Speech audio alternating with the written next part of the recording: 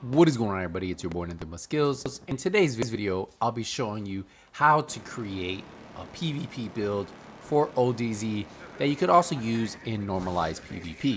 But the clip you saw was in ODZ, which means there are no normalized stats, so everything you're going to see right here on this build works the same. But this build does still work pretty good in normalized PvP.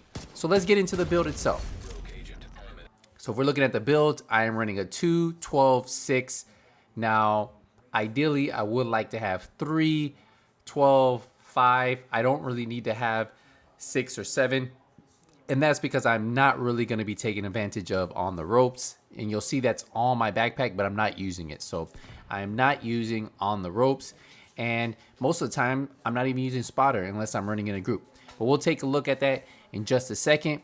But I am running the Eagle Bearer as my primary weapon. Base damage on this bad boy is 24,000. RPM is 750, mag size 60. And you guys know the Eagle Bearer's talents. That's what makes it such a beast, right? Now, not only that, my armor is 464,000.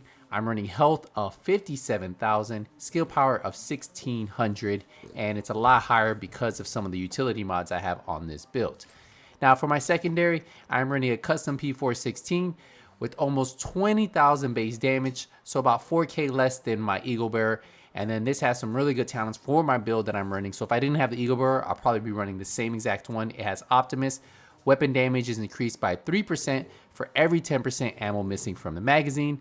I have a Legger on there, so that's why my RPM is at 825. Faster than the Eagle Bearer. The mag size is 50 because I do have that 20 round mag on here.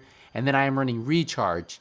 Now, the reason I like Recharge is while equipped, skills deployed at full armor have 25% duration, charges, and ammo. So I like that 25% duration for my Seeker Mines, and I'll show you that in just a second. For my sidearm, I am running the Survivalist sidearm. I do like running this one because you get two talents that are active. We get Rooted while equipped, and in cover, all skill damage, and healing is increased by 25% for 10 seconds. Buff is lost when you exit cover. So if you jump into cover, you drop a heal, it's going to be increased by 25%. And then I also have transmission on here. While holsters, shock applied to agent transfers to an enemy within 10 meters. This can occur every 60 seconds. So let's get into the build, right? Because the build is really where this build gets good. So for the mask, I'm running a Gilligard mask. It has health, it has skill power, it has spotter, and then it has a utility system mod slot. So I have a utility system slot on here that's going to give me skill power. It gives me 3.5% extra outgoing healing and then 318% chem launcher skill power.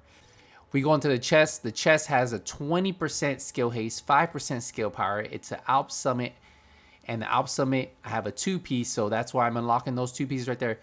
Then I have almost 30k armor, and I rolled that 25% total armor from the vendor reset this week. If you guys haven't bought that armor piece, they are selling a 25% total armor piece, and I'm running a 2-piece right here. So I get the 30k armor with this 25%, and that gives me that nice chunk of armor right off the bat.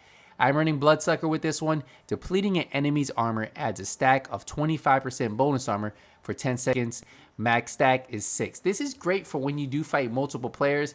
When you do break one armor, you get that 25% bonus armor. You break another armor, and it just continues to stack and stack. And before you know it, you're so tanky that they can't really drop you. Now, sometimes I don't run Bloodsucker, and I'll just run something else and have a little bit more armor. But I really do like Bloodsucker. I feel like it gives you the benefit of being able to break someone's armor, and you get like a reward, right? For breaking the armor, well, you get bonus armor. Then this has 2 defensive mod slots. So I have 4k armor, 3% total armor, 2,000 armor on kill. I have another one with 5k armor, 1,000 armor regeneration, and then 1% total armor. And then we have a utility system mod slot that's going to give me 141 skill power, 256 chem launcher skill power, and then 121 shield skill power, which I'm not using. But that 256 chem launcher skill power, really good right there. We get into the holster. The holster is going to give me 10% AR damage. It's going to give me 776 skill power. Gives me 17,000 health. And then I have Devastating on here, so I get that 5% weapon damage. I'm still looking for a 2 yellow and devastating Fender's holster. If I can do that, I can unlock on the ropes, but you really don't need on the ropes for this build because of the way my skills are working, that I most likely won't ever have 2 skills on cooldown. But yeah, so we have 2 yellows would be ideal. With devastating, I'd have on the ropes active, but I don't really need it.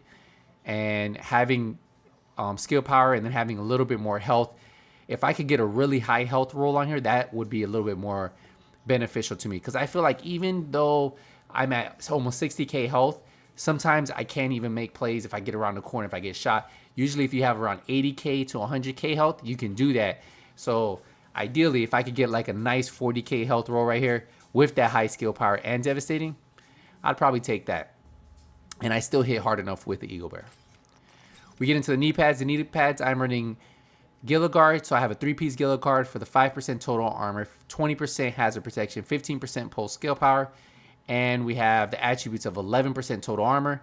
I'm running Empowered, so I get 10% skill power right there. And this always comes with 2 defensive mod slots. So I have 4K armor, 5% health regen, 4% total armor. Then I have another one with 5% total armor, 4% explosive resistance, and then 2K armor. So definitely something you guys should be looking out for. We get into the gloves. The gloves are the Alp Summit gloves. This gives me 20% skill haste, 5% skill power. So this is the second piece. I have 11% assault rifle damage on there. I have compensated with weapon damage is increased by 15% when your critical hit chance is below 20%. So that's why you want to make sure you want under 20%. And then I have a utility mod slot, which comes on these Alp Summit gloves, the hybrid ones. Another set of gloves I wouldn't mind having here are probably those Gilligard, because the Gilligard can give me 1 blue, assault rifle damage, compensated, and utility. So I can get a little bit more health on this build. And having a little bit more health on this build is better, right? At the end of the day, it's a little bit better. But the Alp Summit isn't bad. I don't mind having the 2-piece because I'm taking advantage of having that 5% skill power. And then the utility mod slot, look, it has 4% outgoing healing, 192 chem launcher, and then 71 skill power. And then for the backpack, I'm running the 3rd piece of Gilligard. So this is one of those backpacks that were sold a while back that had the 18.5% total armor. And then I just rolled the 24,000, almost 25,000 armor roll that you could buy this week from the vendor. So if you haven't watched that vendor reset video, take a look at that vendor reset video. There are pretty good items on there. This is another item I bought this week, so it's still available till Friday. And then it has that 1% weapon damage. Not really worried about because I hit hard enough. And then, like I said, I'm not really worried about on the ropes because it most likely won't ever be active. I do want hardened on there, that 10% armor. And then this backpack, perfectly how I wanted it, has utility mod slot. So I get another 310 chem launcher skill power, 104 skill power, plus I get the defensive system mending, which 1.5% total armor, and then almost 7k armor right there. So that's how my armor starts to stack up. So having those defensive system mending that have about 4k with like 3% total armor, or even if you get that 5% total armor, start to add up over time. So definitely look out for those, keep an eye out for them. But armor is key, especially in PvP. If you don't have armor nowadays, you're probably going to get shredded really quick. And if you don't have a good heal, you're going to get shredded.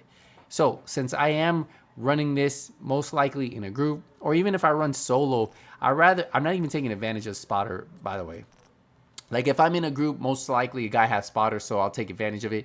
But a lot of times when I'm running solo, I rather have 2 heals. I run the Seeker Mending Mine that's going to heal me for 47,000 health points, right? And the way I have it modded is I have a Seeker skill power on there. I have 79% heal, and then I have another one with 71% heal. So I'm at 47,000, almost 48,000 heal with this. And look how long it lasts, almost 300 seconds. The cooldown is 50 seconds. So a lot of times I'm never going to have on the ropes active. This will always be active for me. So that's why I really don't feel like having on the ropes. And even with having to waste a chem launcher to drop it down to get on the ropes to proc is a pain. So yes, on the ropes is good, but a lot of times having bigger heals right now and being more tanky is a lot better. And then we'll get into the second skill, which is going to be my chem launcher. Look at this. I have one that gives me 92% heal. And look at my skill power at the top, 2,800, right? So I only had 1,600 right here on the left where it says skill power. But we look at it because of those mods. 2800, I have an 84% heal. I have a 92% heal. So my heal is at 140,000. So that has 3 shots, so I'm able to space those out when I'm in battle. I don't have to worry about wasting them to trigger on the ropes. So I don't even worry about having on the ropes active, really. Yes, it'd be cool to have a little bit more damage, and that 25% would melt. But having bigger heals in the end keeps you up long term. And if you have about 460, 480, almost 500k armor with those types of heals, you're doing really good. Now this gear isn't perfectly set up, and ideally I would like to have maybe 2 blues and a red on a chest piece, and be lucky enough to have something with high armor already on there, or high percentage armor, and then I can just roll one of those high armor rolls that I have. But I haven't been lucky enough to find something like that that has high armor and has a high percentage. Like this one right here would have been ideal. This one right here where it has 14.5% total armor. I was able to roll 43% armor on there. But then look, it has critical hit chance. So it's really just roll of the gods, just hoping that you guys can get those perfect rolls. But even with only having on the gloves 11%, having that only 1% weapon damage on the backpack, and then having compensated, I'm still able to hit pretty hard at 24.4k. And yeah, this could be a lot better if I got a God roll chest piece that had 2 blues, a red, and put me up there. Like this chest piece right here can get me up to almost 500k armor. But I prefer this one because my heals are a little bit stronger, because I do have an extra utility mod slot on there. So I'm able to get that 1 extra heal. Like this one has offensive mod slot, so I'm not even taking advantage of it. So that's why getting the perfect rolls with total armor, and a red is what you really want to look for. And I mean, I can build builds that hit harder, but at the end of the day, if you can't heal and you can't stay alive, you're out of luck. I hope this helped you guys out. Yeah, this is my build. This is the build I've been running. I don't run, I'm only running 2 reds right now. If I could get the chest piece, that Gilligard chest piece with two blues, hopefully a high armor already or a high percentage roll, and roll on there, that ideally would be what I want to go for. But I don't want to really lose that much healing or lose that much armor for the fact just to hit 2, 3, or 4k harder. This definitely works pretty good like this, and maybe one day we'll get some better rolls on backpacks and it'll all change. But for now, this is how I run my build. I have a lot of fun with it, and unless you have God rolls, this is probably what your build will look like. I hope you guys enjoy this video. If you guys have any questions on this, let me know in the comment section. I appreciate all the support. Thank you guys again for everything you guys do for both of my channels, the main channel and then the Nothing But Skills gaming channel. Definitely appreciate it. But for now, guys, until the next Division 2 video, Nothing But Skills out.